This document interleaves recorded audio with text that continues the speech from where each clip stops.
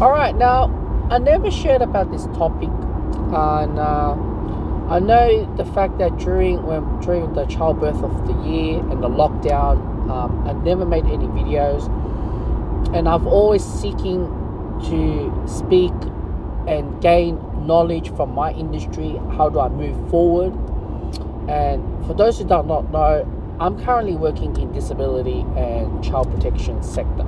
All right, and the funny thing is that when the lockdown, before lockdown kicked in, I'll just say 2 years or 1 year before the lockdown, the coronavirus 2019 is I was studying social work, and I think I was in the second year, but I've dropped out mid-year. I remember because I failed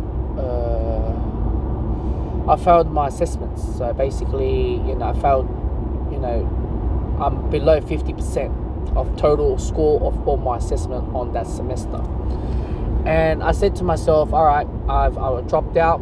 I was relying on Centrelink, like probably during that time, maybe 3 to 3 years. And I'm so used to with the Centrelink money, welfare state money, basically. Those who does not know, government welfare state.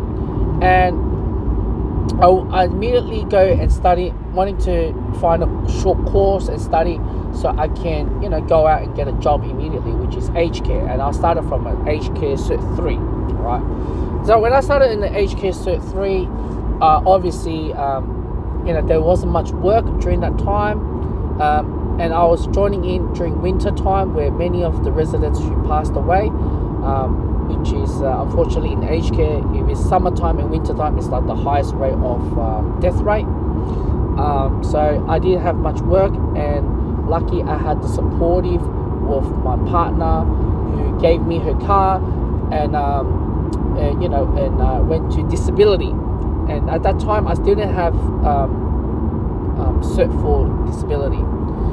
So my journey to become where I am right now is probably most emerging father would never ever dare to go into that area. I know this video is going to be more than 15 minutes, but I'll try to make sure I'll try to not to blab out too much, try to have the short version of the story. Obviously, when the first phase 2 lockdown came in, I was devastated. All my jobs are, all community access. That, the lockdown, I cannot, everyone is scared of coronavirus, so I couldn't able to attend to my service. So I'm losing hours. I probably work like less than 15 hours a week or less than that. So I was the one who pushed myself to go out and find a job, go do some interviews. During the time, everything is Zoom call. Everything is so new about this whole thing. No face-to-face Zoom call, cancellation. I got a job, I didn't get a job, X, Y, and Z. But there was coming across as one of the stable job I came through. And I got the job, and I was the lowest paying member in the workplace because I have a Cert 3 aged care. Even though I had diploma community service, that's what worked out. But long story short, got working there 8 months, got out.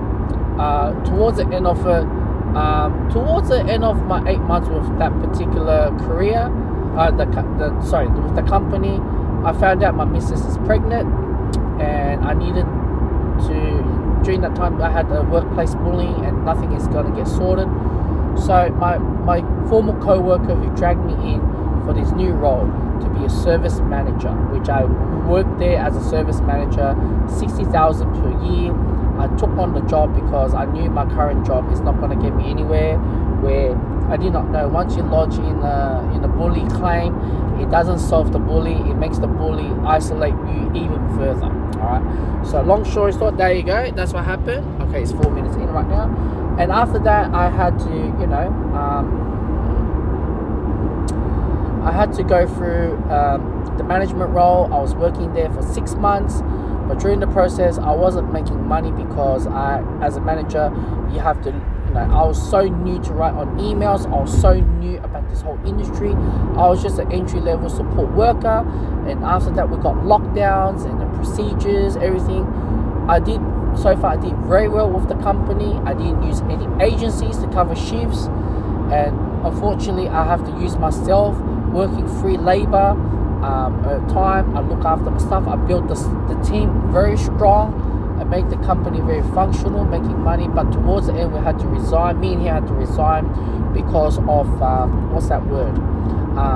There was the company is going down south. Let's just put it that way. Short story short. I'm not going to explain any more than that. So we went two separate ways. My mate was wanting to resign before me, so he was finding a permanent job before me. So he found one of the big companies, like I used to work, like one of those big companies, but doing night shifts full time. Me, I literally resigned.